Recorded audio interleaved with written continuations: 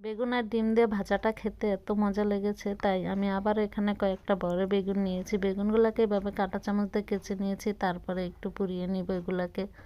তা আমার বেগুনগুলো পুড়তে দিয়ে আমি ফাঁকে এই কাঁচামরিচগুলোও কেটে নিয়েছি। এখানে 2টা কাঁচামরিচ কেটেছি, সাথে এখন ডিম দিয়ে দিব।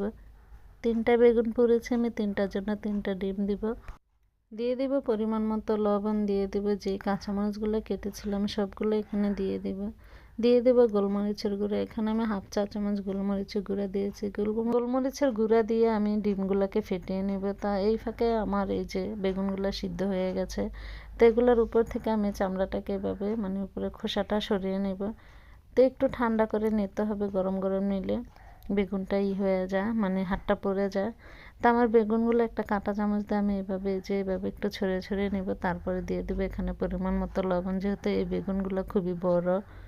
এখন আমি দিয়ে দিব ডিমের ব্যাটারটা, এভাবে উপর থেকে দিয়ে উল্টে পাল্টে ডিমটাকে ভালো করে মিক্স করে নিব। তারপরে যেভাবে চুলা একটা ফ্রাই প্যান বসিয়ে আমি এখানে দিয়ে দেবো পরিমাণ মতো সয়াবিন তেল, দিয়ে এটাকে ভেজে নেব। তো দেওয়ার সময় খুবই সাবধানতার সাথে দিতে হবে। তো একটা সাইড যখন হয়ে যাবে তখন আমি ডিমটাকে মানে বেগুনটাকে একটু উল্টে দিব। চুলা রাসটা এই পর্যায়ে আমি মিডিয়াম টু লোতে রেখে ডিমগুলো ভেজে নেব। তো একটা সাইড যখন হয়ে গেছে তখন আমি যেভাবে একটু উল্টে দিয়েছি, তো হয়ে গেল আমার ডিম আর বেগুন মিক্স করে ভাজা।